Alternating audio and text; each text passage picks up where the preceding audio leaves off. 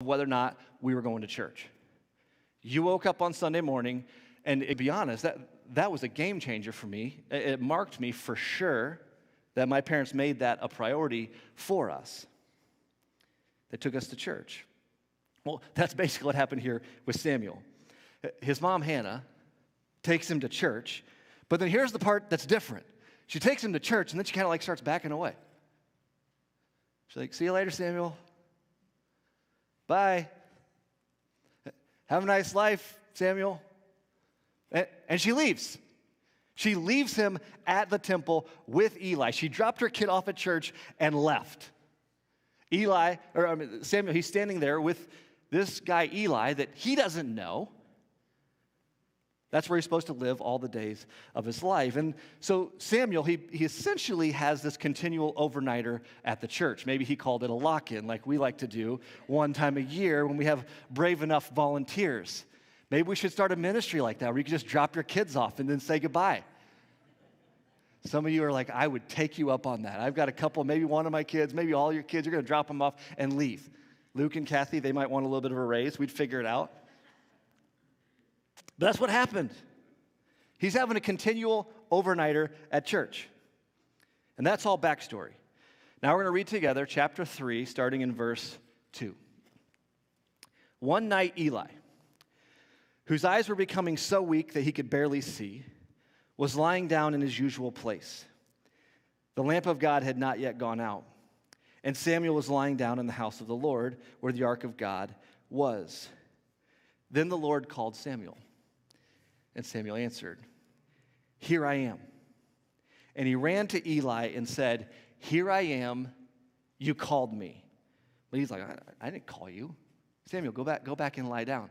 And I'm sure Eli's a little bit cranky. He's obviously tired. He's been woken up in the middle of the night because Samuel just ran in. And he's like, this lady dropped her kid off here for me. He's waking me up in the middle of the night. What are you talking about? I didn't call you. Go back and lie down. So Samuel goes back and lies down. Again, the Lord called. Samuel. Samuel got up, went to Eli, and said, here I am. You called me. My son, Eli said, I did not call. Go back and lie down. I'm sure he's a little bit more stern in this moment. Like, what is happening? Samuel did not yet know the Lord. The word of the Lord had not yet been revealed to him. A third time, the Lord called Samuel. And Samuel got up and went to Eli and said, here I am. You called me.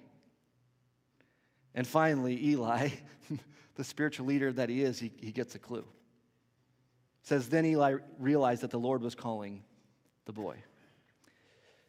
So Eli told Samuel, go and lie down.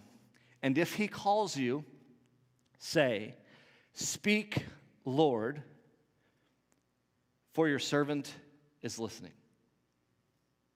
I love that. So Samuel went, lay down in his place. The Lord came and stood there, calling as at the other times, Samuel, Samuel. Then Samuel said, speak, Lord, for your servant is listening. Samuel came to a place in that very moment where he realized this is about me and God. This is no longer about this place that my mom dropped me off. This is no longer about this place that I'm supposed to go to. He's saying to God, God, what do you need from me? Just like the words of that song. Who you love, I'll love. Where you go, I'll go. Where you send. He's realizing this is about me and the one who created me. Here I am. Speak, Lord, for your servant is listening. What an amazing way to answer the call of God. And my hope is that that would become your prayer and my prayer starting this summer, if it isn't already. That in surrender, you would say, speak, Lord, for your servant is listening. Because there needs to come a time in our lives when we declare that. The binge-worthy life that we're talking about, the life that God gets a hold of and begins to do the extraordinary, it happens because of that kind of surrender. Speak, Lord, for your servant is listening. I'm here, I'm available, I'm listening, I'm surrendered to you. Because here's the deal. Your life is surrendered to something. It's surrendered to something. Because all day long, in some area of your life, you are declaring what means most to you. Something to be of greatest value. And you may not use that word. You may not use the word surrender in relation to whatever that thing is, but you're surrendered to it. And you're going to spend the rest of your life declaring its worth. What is that thing for you? All of us do it. We all find a way to be surrendered to something. If you remember the story of Aaron and the Israelites, when Moses is up on the mountain, he's getting the 10 Commandments, and they get tired of waiting for Moses. What do? Some of you remember, some of you don't, this is the first time you're going to hear this, but they're tired of waiting on Moses. They begin to doubt. And so they collect all the gold jewelry and they throw it in the fire and they shape it into a calf. And they begin to worship this golden calf while Moses is on the mountain getting the commandments from God. It's a fascinating story. And I'm like, what does it even look like to worship a calf? Like, you just kind of stare at it, stare back at you? I mean, I don't know what they expect it to happen. But the point is, we will find something to surrender to. We will find something to worship because it's how we were wired. There was a longing that was wired within us from our God to worship, to be surrendered. And you're surrendered to something. There's another moment in the book of Acts when Paul, he's at this place of worship, and he's a key leader in the early church, and people are there. They're worshiping all sorts of gods. And then Paul looks around, and he sees this one that has this inscription on it. It says this, altar to an unknown God. It's like, wow, if we've missed anything, let's just make sure we cover all of our bases here. Altar to an unknown God. And Paul, he gets all the people together and says, hey, let me tell you about this unknown God. In fact, he's the only true God. He's the only God you can be surrendered to and find real life. And think about this with me. If you just kind of look around culture, look around the world, outside of our country, all over the place, there has never been a shortage of surrender. There's never been a shortage of worship. It's everywhere. You can look throughout history, and there are trillions of little idols. If there's something that we can place on a throne, we will. It's our natural bent. It's how we're wired. There's never been a shortage of it. You can study all of the ancient civilizations. Look at the temples. Look at the idols. Surrender is everywhere. We can't help but worship something. It's how we were made. And it's true for you, and it's true for me. Your life is surrendered to something. What is the direction of your life? What are you surrendered to? If you don't know it, I bet your closest friends can tell you. I bet we could take a quick glance at your bank statement for the last 3 months and probably be able to tell you where you're spending your money, the most time, the most energy, what keeps you awake at night, what consumes your thoughts. Again, you might not use the word surrender, but you're surrendered to something. And I can't help but wonder, as I read this story, this is kind of what came to me this week, how many times God has called out to us like he did Samuel, Brad, or insert your name, where he's revealing himself to us, where he's trying to get our attention, but we're too busy being surrendered to something else. And maybe unlike Samuel, Samuel gets up, and even though he's confused at first, he goes to Eli, here I am, you called me. But then when he finally figures it out, he says, here I am, speak, Lord, for your servant is listening. I wonder how many times our response is something different. Well, not yet, Lord. Let me get this figured out first, Lord. Well, that sounds a little bit too hard, Jesus. Is your surrender to something else keeping you from hearing or saying yes to the voice of God in your life?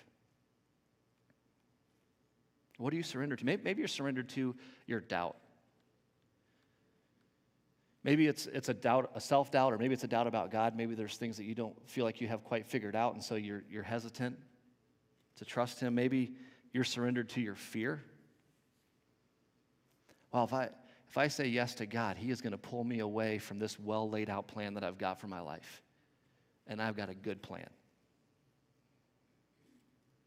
I don't know, what are you surrendering to? Maybe it's a sin. Maybe you've got a sin in your life that's become a stronghold in your life. And you know that if you get close to God, He's going to ask you to stop that, and you're not sure you're ready to stop that. Maybe it's your career. Maybe that's what you're surrendered to. Maybe that's got the trajectory of your life. And all of your greatest strategy and all of your greatest goal setting, it's left in the office for whatever your career is. But when it comes to your surrender to God, maybe it's not there. Maybe it's the American dream when it comes to God's call in your life to give your life to building His kingdom, to leverage all that you have, to make an impact that will last forever, not just something that will spoil and fade away. And maybe you're surrendered to something like that that's temporary, when you could be surrendered to building the kingdom of Jesus. A binge-worthy life is a Spirit-led life. And we've had 8 of these, and that's this week. A binge-worthy life is a Spirit-led life. It's a life that positions itself to hear the voice of God, to listen to the voice of God, and then respond with a yes in obedience. That's a Spirit-led life. And I get in conversations all the time with people that are just like, I just want to be in a deep relationship with Jesus. And that word depth is super tricky. Because really depth is measured by how short that gap is between God saying go and you going. That's depth. That's surrender. That when you hear the voice of God or you read a command of God, and all the stuff that we've talked about over the last 8 weeks that make up a binge-worthy life is pretty radical. If you actually look at what Jesus said to do and then you do it, it's really radical. And spiritual growth could be measured by your ability to close that gap. That when Jesus gives a command, when Jesus says to do something, that you actually do it. And then trust that He's right when He says, I've come that you might have the fullest life possible. A binge-worthy life is a Spirit-led life. If you want to see God take what's ordinary and do the extraordinary, then you have to learn what it means to surrender, to hear His voice, and to respond with a yes. Because the beginning of surrender is a prayer, and it's the prayer that we get from Samuel. It's the words of Samuel. It's the beginning of surrender. Speak, Lord, for your servant is listening. And so I want to wrap up today, and what has been an incredible 8 weeks. I know for me, as I've been studying, as we've been looking into the words of Scripture, and actually the words of Jesus, and saying, all right, Jesus, what have you said? Because I want to do that in my life. I want to wrap all of this up with a time of surrender, just by yourself, to yourself, at your seat.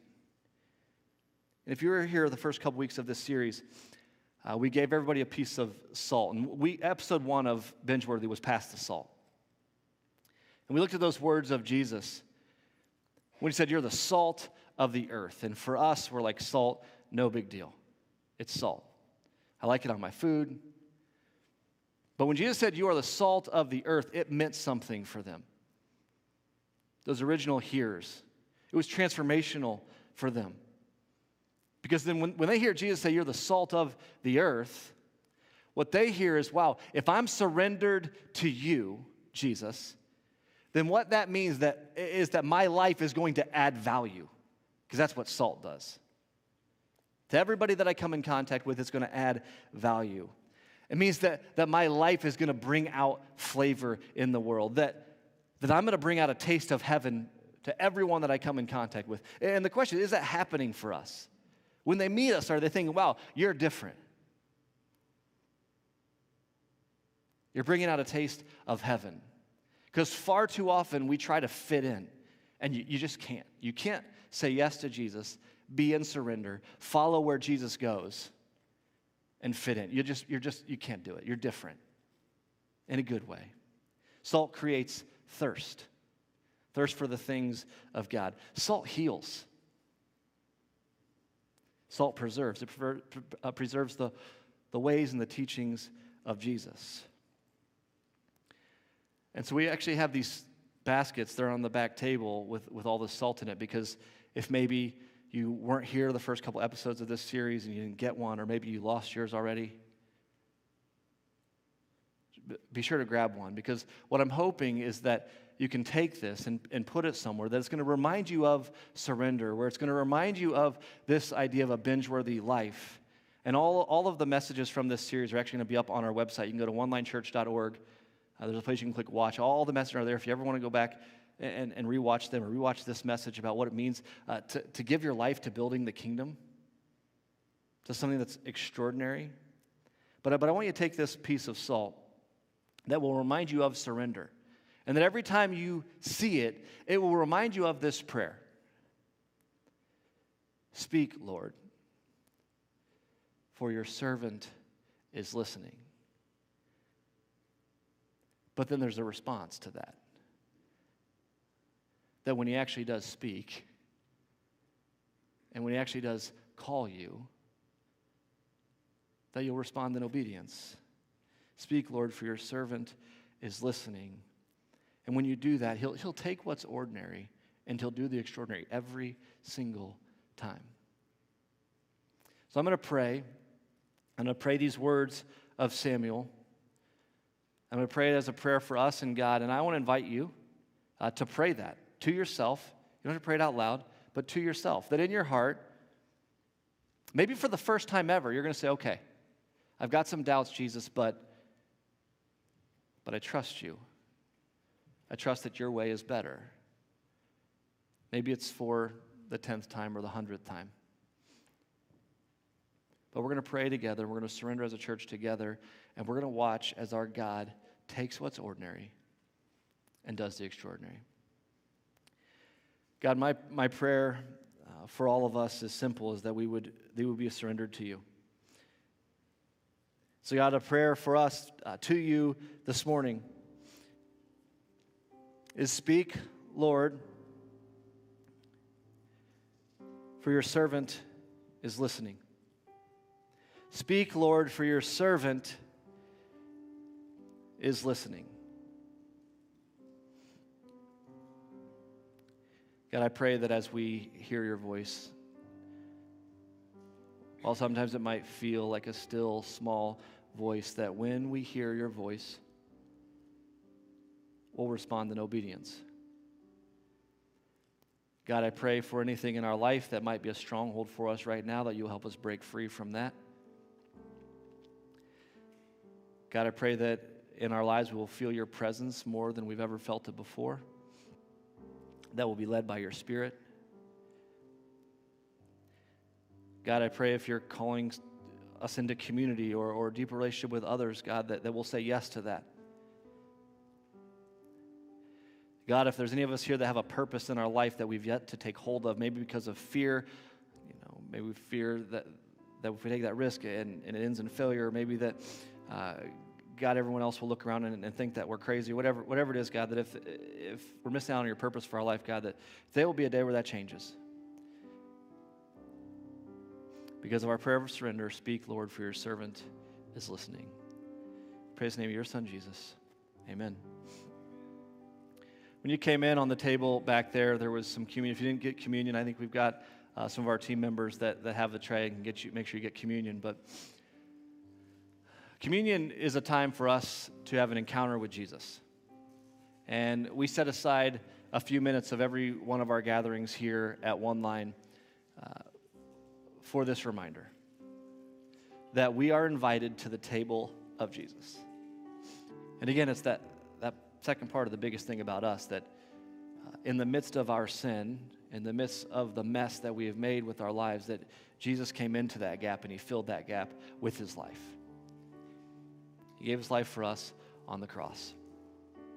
And so as we share this meal with Jesus, as we're invited by him to remember his body that was given and his blood that was poured out for us, this is also a moment for us to respond in surrender. And so I would just encourage you that as you take communion today and as you remember the sacrifice that Jesus made for you, that as you're taking communion, that you would just to yourself whisper that prayer back to God. Speak, Lord, for your servant is listening.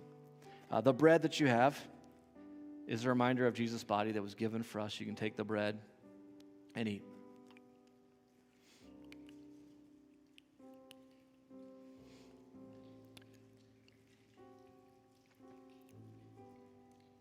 This cup is a reminder of the blood of Jesus that was poured out for us on the cross. You can take the cup and drink. Just take a couple seconds to yourself. Just continue that spirit of reflection and that prayer of surrender to our God.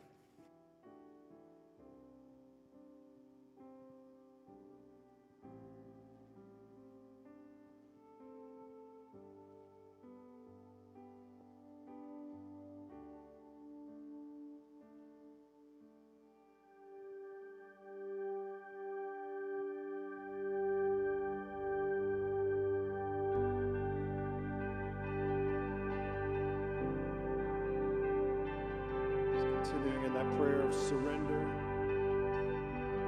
let's lift this together. Worthy of every song we could ever sing, worthy of all the praise we could ever bring, worthy of every breath we could ever breathe, we live for you.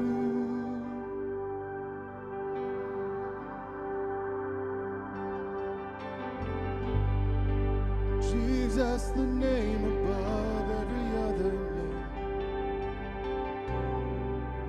Jesus, the only one who could ever save. Worthy of every breath we could ever breathe. We live for you. We live for you. Would you stand and sing with us? Holy, there is no one like you. There is none beside you. Open up my eyes in wonder. Show me who you are and fill me with your heart and lead me in your love to those around me.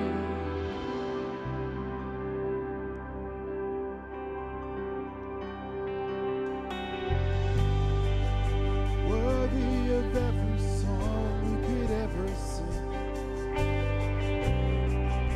worthy of all the praise we could ever bring,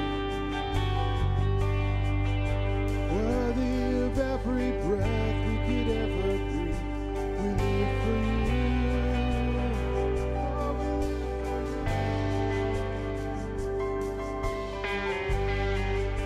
Jesus, the name above every other name. Jesus, the only one who could ever save. Worthy of every breath we could ever breathe. We live for you. We live for you. Oh, holy, there is no one like you. There is none beside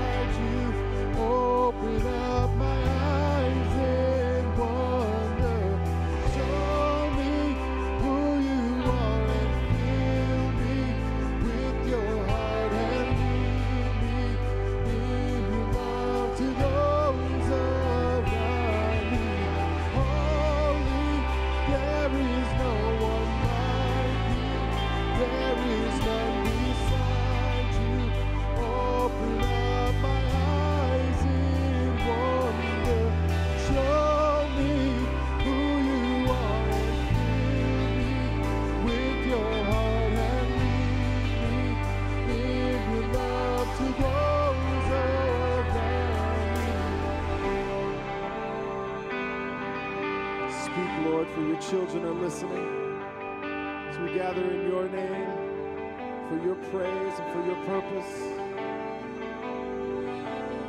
Fill our hearts and our imaginations with visions of what it means to follow you, to serve you, to speak, to stand, to worship you all the days of our lives.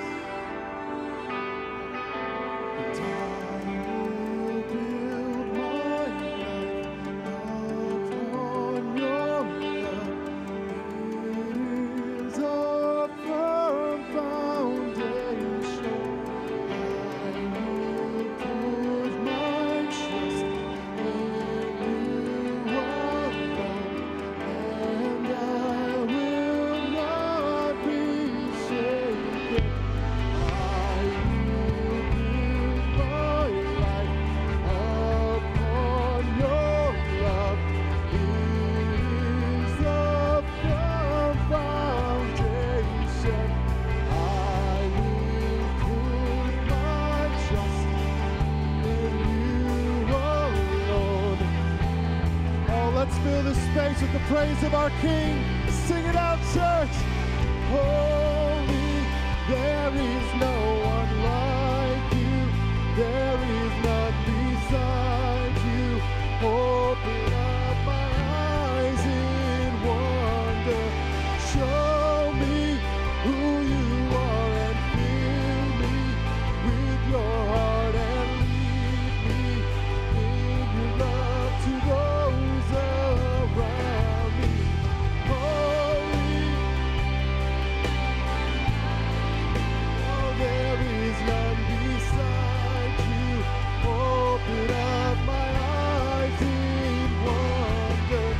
Show me who you are and fill me with your heart and lead me in your love to those around me.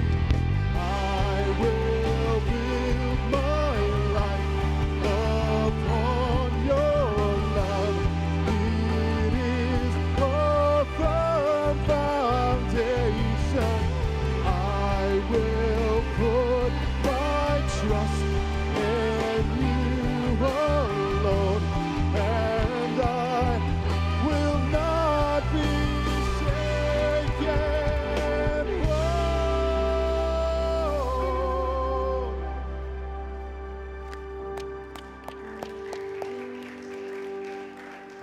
Boy, what a great way to end our 8 weeks together. Looking at what happens when God takes a hold of a life, that we would build our life on God. It's been fun with the cliffhangers, and it's been a fun series. We don't really have a cliffhanger for you this week, except that we heard from the studio, Bingeworthy has been picked up for season 2, I think, sometime spring 2022. But it's been good. Hopefully it's been transformational for you. Don't forget that prayer of surrender. Speak, Lord, for your servant is listening. Stick around after, meet some people that you have never met before. If you filled this out, be sure to bring it to the welcome table. The table is just outside the doors of the auditorium. We'll see you next Sunday.